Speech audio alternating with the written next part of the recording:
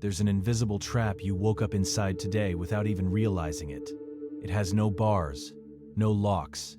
You're the one who built its walls.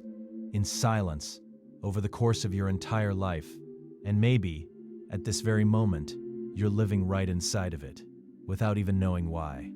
It took me many years to understand what I'm about to tell you. Every time I felt anger, anxiety, shame, or fear, I assumed the problem was out there. In my neighbor, in my family, in the people who crossed paths with me. It took me a long time to admit that the problem was never out there. The problem was the weight I gave to their gaze.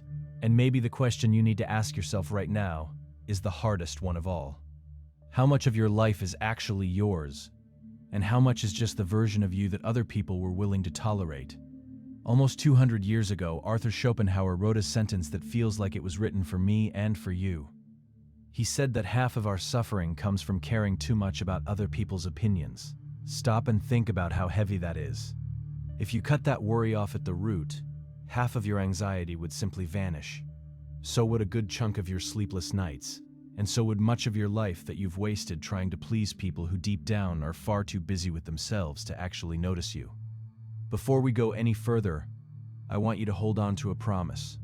There's a physical symptom of this invisible exhaustion that you've probably felt today, and almost no one connects it to its real cause.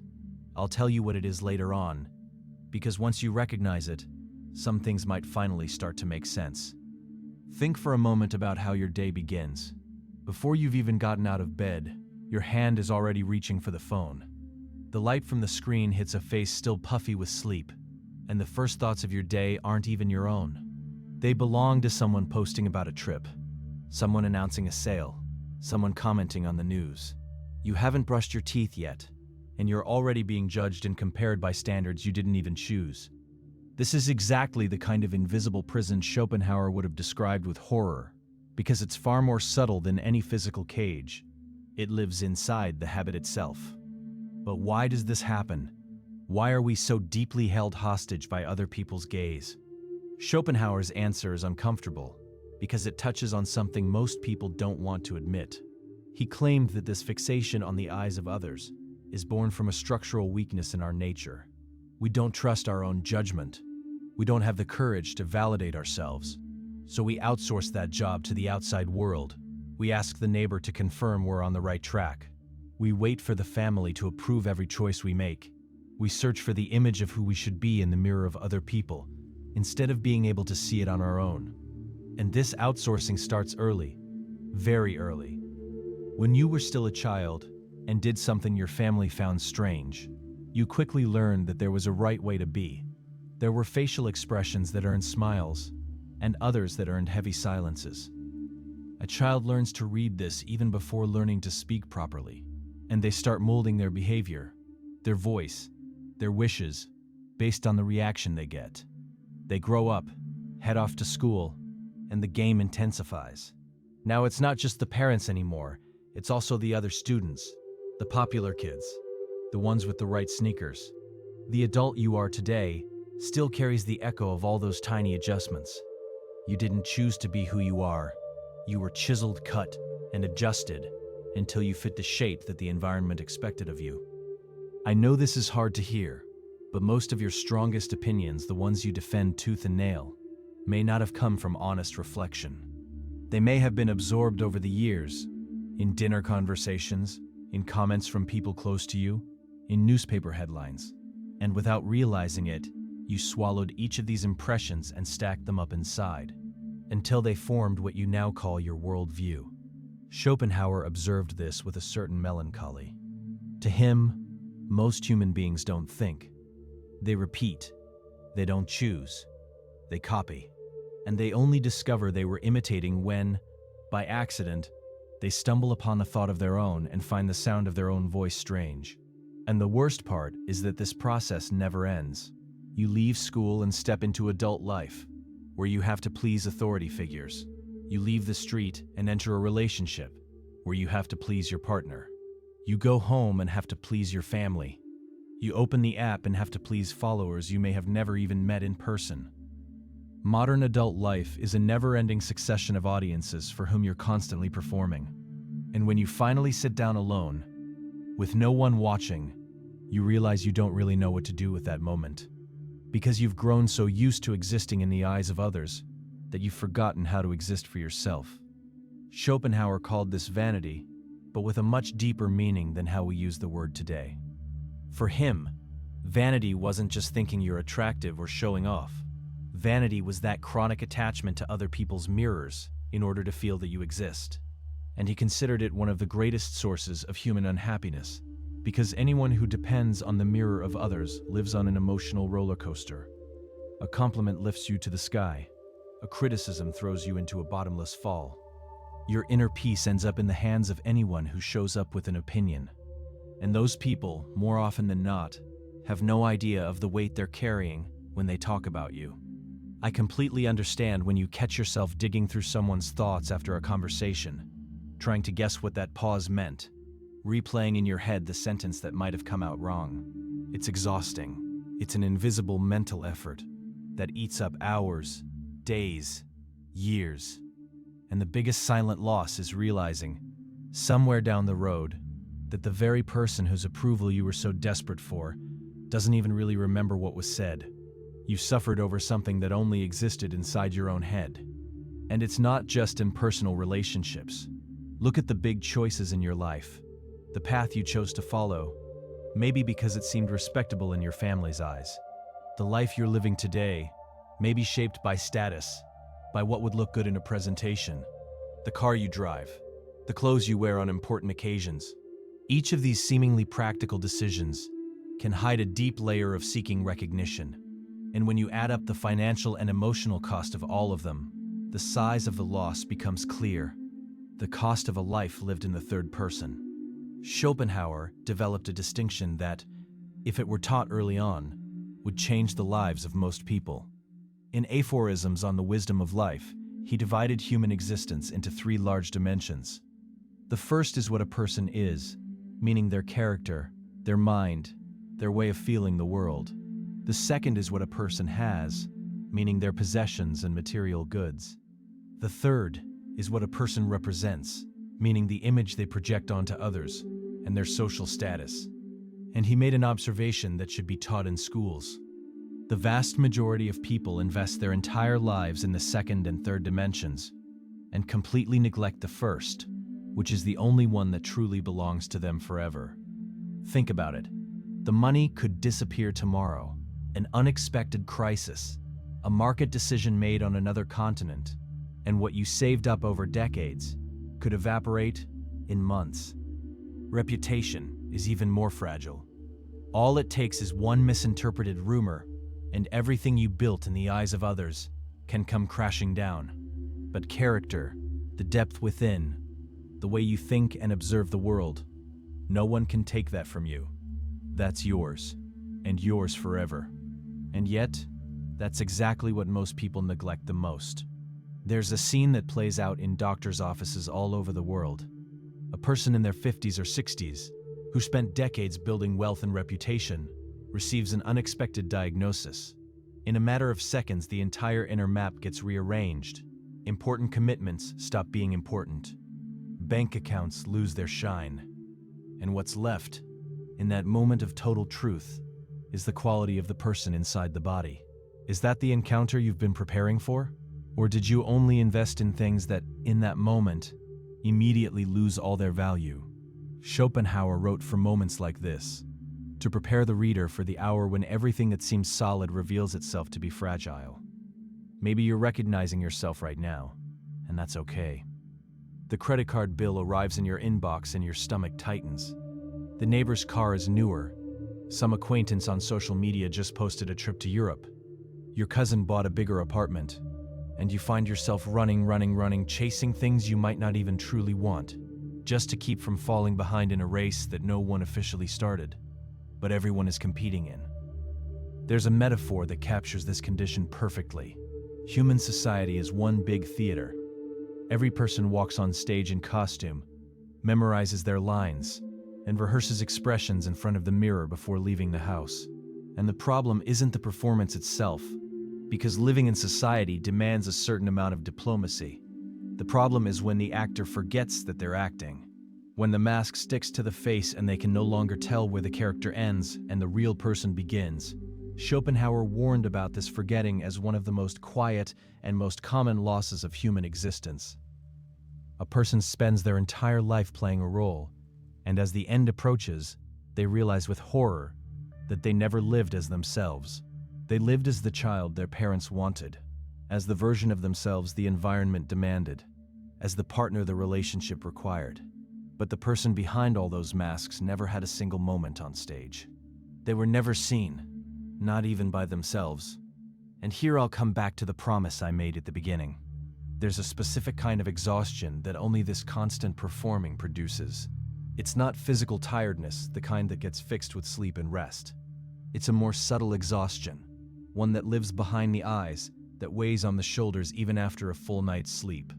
It's the exhaustion of holding the posture, of holding the smile, of keeping your tone of voice within the expected range, of keeping your opinions within the acceptable range, of holding. That's exactly the symptom I promised I'd point out to you back at the start. That nameless sadness that shows up on Sunday afternoons, for no apparent reason. Now you know where it comes from. That sudden urge to cry in the car after some random get-together. If that hit a nerve, it's because it touched something true. The body sends signals that the mind, too busy with the theater, refuses to listen to. How long has it been since you've been alone with yourself without having to perform for someone? Without having to think about what to post, what to tell someone afterward, how that moment will be perceived? It's probably been longer than you think. And this absence from yourself comes with a brutal cost, one that shows up in ways you might not even connect to the real cause. That anxiety that appears for no apparent reason. That tiredness that sleep can't fix. That emptiness after an accomplishment that should have made you happy and didn't. All of that can be a symptom of the same silent burnout. You're living in the skin of someone you're not. Schopenhauer wrote that those who live for the opinion of others are never at home within themselves. That sentence deserves to be read again, slowly. Never at home. Imagine living 70, 80 years without ever once stepping inside yourself. Always in someone else's waiting room. Always trying to figure out what they want to hear. Always guessing how to please. It's like spending your entire life on your neighbor's porch, looking inside through the window, and never crossing the street to walk into your own home. This is where the turn happens. And this is where Schopenhauer's thinking becomes liberating, even if at first it sounds harsh. He argued that solitude, far from being a curse, is a privilege. It's only when we're alone that we're truly ourselves. The moment someone is watching, even if it's just one person, a layer of adaptation kicks in. You adjust your posture, you modulate your tone of voice, you choose your words. All of that is automatic and almost imperceptible, but it happens. It's only when the door closes and silence settles in that you can finally meet the being who lives underneath all those masks. And he said even more, whoever cannot stand their own company has a poor soul. I'm not saying this to make you anxious, but to wake you up to something important. If being alone with yourself is unbearable, it's not solitude that's wrong. It's the relationship you've developed with yourself. It's as if you were a guest in your own house, and every room scared you. The good news is that this relationship can be rebuilt.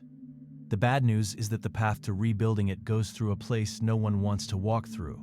Before freedom comes discomfort, and this discomfort is so intense that most people give up halfway and run back to the noise. When someone finally turns off social media, declines an invitation, stays home on a Saturday night with nothing to do, a frightening emptiness rises up, a silence that seems to carry physical weight, a nameless anguish with no clear cause, and the immediate instinct is to escape into any distraction that pops up, any noise that can fill the hole. Schopenhauer understood this inner emptiness in a very particular way. He said our essence is driven by a force he called the will. This will is always pushing us towards something, toward the next desire, toward the next achievement. When we finally stop, when we refuse to feed this force with distractions, it doesn't just disappear. It turns against us, and it hurts. And that's why most people need to stay constantly busy. It's the fear of stopping and feeling that disoriented will pounding away inside. But it's exactly within this discomfort that real transformation lives. Whoever endures the initial emptiness discovers on the other side something that very few people ever know: a thick, fertile, living stillness. An inner space where thoughts can finally organize themselves, where important decisions gain clarity. This state can't be bought, and it can't be outsourced to a meditation app.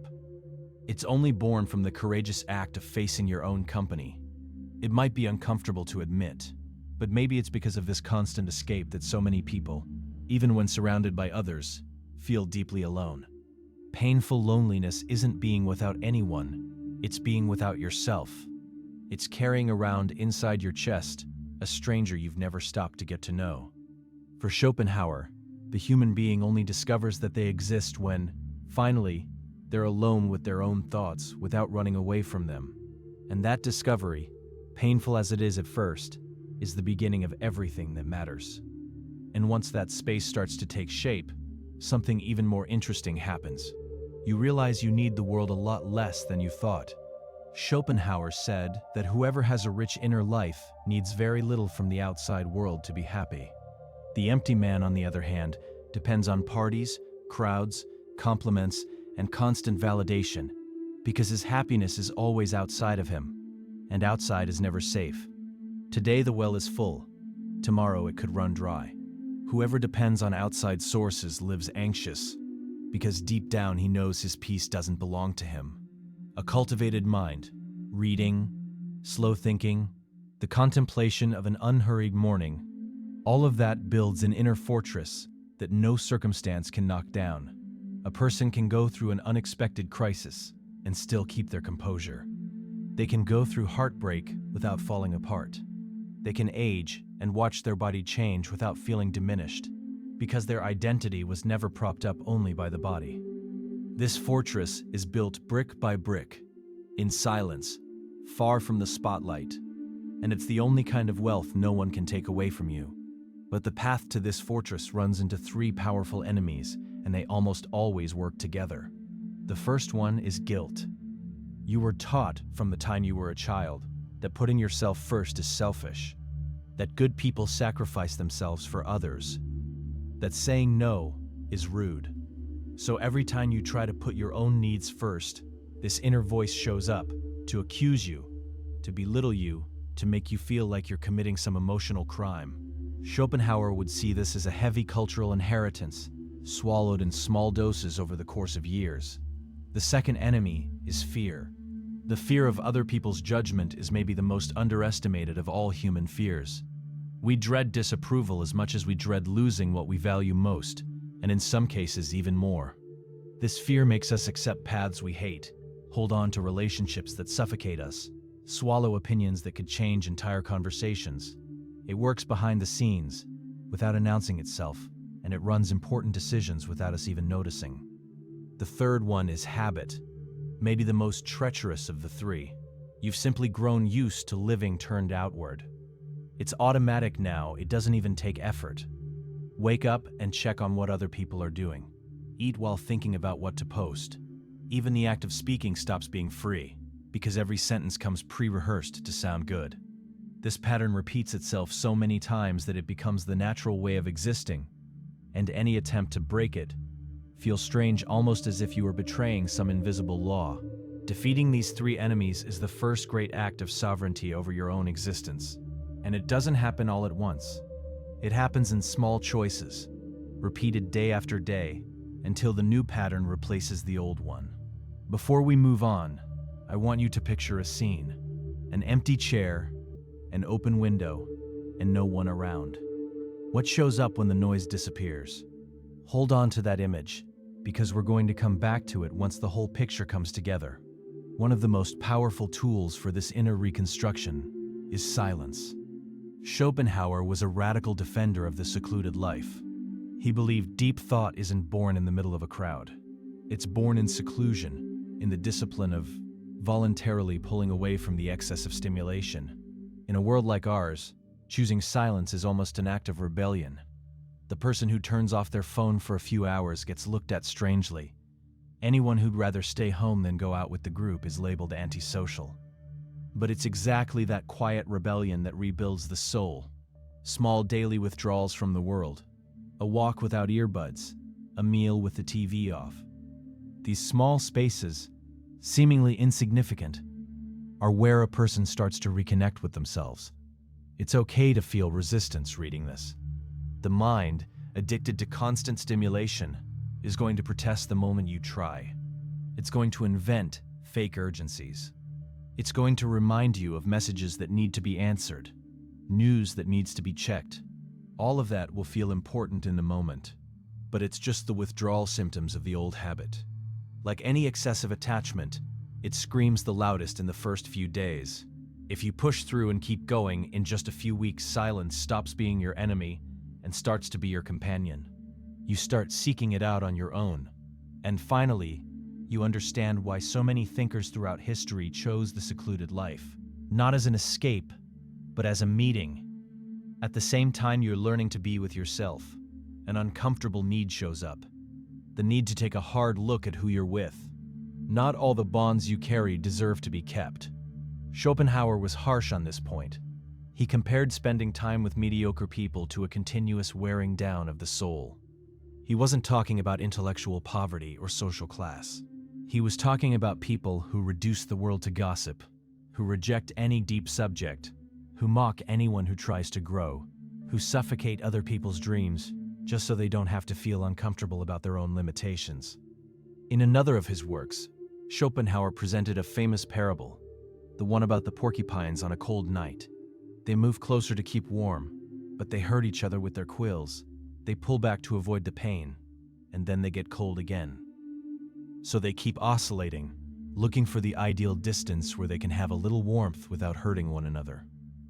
That, he said, is the human condition in relationships.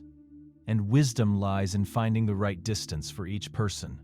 Some deserve total closeness, others a certain reserve, and some, unfortunately, deserve only distance. Letting people go isn't cruelty. It's essential spiritual hygiene. There are bonds that weigh you down more than they lift you up.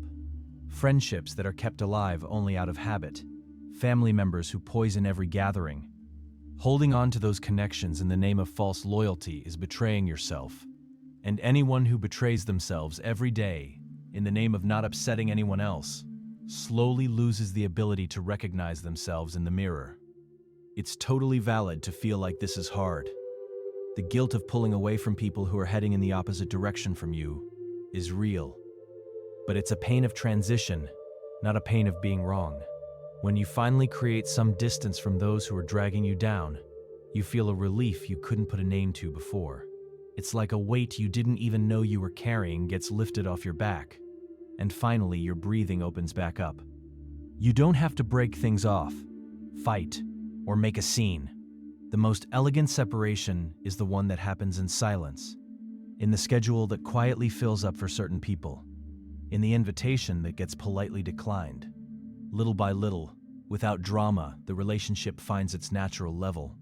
Along with this curating of your bonds comes another inner stance Schopenhauer would call advanced wisdom. Selective indifference. Not the cold indifference of the cynic who looks down on the world, but a mature, conscious indifference that chooses where to place attention and energy. The wise person learns that not every comment deserves a response. Not every criticism deserves to be absorbed. Not every expectation from others deserves to be met. This indifference frees up an enormous amount of mental energy. When you turn off that function of chewing over what other people said, the brain rests. And once it's rested, it starts producing ideas and perceptions that were buried under the constant worry about the outside world. The less you react to the world, the less power the world has over you. That sentence sounds simple, but it's one of the most transformative there is. People try to control you through your predictable reactions. If they know how you react to provocation, they know how to push your buttons. If they know how you react to criticism, they know how to bring you down. The moment your reactions stop being predictable, the whole game loses its meaning. And then something curious happens. Something Schopenhauer himself already sensed in his writings about strong character. When you change on the inside, the world around you starts to change too. not by magic, by coherence. The people who fed off your chronic need for approval start drifting away because they can feel there's no more room for them. The ones who respected your firmness start moving closer because they recognize the kind of presence they admire. It's not that the world has changed, it's that you've started occupying a different place within it. And from this new place, the view is completely different. But there's a side to this journey nobody tells you about, a brutal cost, higher than many are willing to pay. When you start focusing on yourself, you'll be misunderstood. People who loved your available version are going to miss it and call you cold. Family members who got used to your compliance are going to accuse you of having changed. At certain moments, the word selfish will be hurled in your direction like an accusation. Schopenhauer had a precise diagnosis for this. The common man, he said, always finds it strange when someone is enough on their own, because the existence of someone who doesn't need approval exposes without saying a word the emptiness of those who do. Accepting this price is part of the contract with your own freedom. Nobody said it would be cheap. Nobody said it would be popular. Inner freedom is perhaps the most expensive thing there is, and that's why so few people have it. Most prefer the comfortable chains with guaranteed approval over the risky vastness of personal sovereignty. You have to decide, with clarity, which side of that line you want to live on. And here, before we move on to the final invitation, I want to pause for a moment. If you're enjoying this content, check out the first comment for our exclusive ebook, Alchemy and Archetypes. It goes deeper into many of the themes we're exploring here, especially how our masks are formed and how we can find ourselves again underneath them. Back to it. Remember that empty chair, the open window, the silence with no one around? That image now takes on a new meaning. That space isn't an absence, it's an invitation. All your life you've been chasing after people, after validations, after mirrors that would reflect back the image you wanted to see. You knocked on doors that didn't open. You waited for calls that never came. You poured energy, time, entire years into people who didn't see you, into people who only wanted you around as long as you were useful. And the whole time, there was a door that was always open. One single door in this whole universe that never closed on you. The door that leads inside yourself. Schopenhauer would say that all human wisdom begins when we stop running from this encounter. When we understand that the home we've always been searching for, the place where we'd finally be accepted without having to perform, is inside us, and always has been. Closing the door to the outside world doesn't mean hating the world. It doesn't mean isolating yourself forever. It just means recognizing that there's a natural hierarchy of priorities, and that you need to be whole within yourself before you can offer something real to anyone else. Whoever abandons themselves has nothing to give. Whoever fills themselves up has something to share. The order matters. Real life begins when we stop begging for it from the outside, and realize that, all this time, it's been waiting inside, in silence, without demands, without needing you to be anything other than yourself. This encounter can happen today. It can happen on any given night, when the last commitment is over and the silence can finally be heard. It can happen on a solitary walk, in the page of a book, in a tear that falls for no apparent reason. What matters is that it happens, because without it, everything else is just distraction. If you've made it this far, it's because something inside you recognized this truth. And recognizing it is the first step. The next one is acting on it. Start small, a moment of silence tomorrow morning, a polite no to a commitment that doesn't interest you, a night without checking social media. Small choices that, added together, rebuild a life. If this reflection touched on something important inside you, leave a like here on the video, because it really helps the channel keep bringing you content like this. If you're not subscribed yet, this is the moment. Hit the subscribe button, turn on the bell so you don't miss the next videos, and consider joining our members club too, where we go deeper into these themes with exclusive content.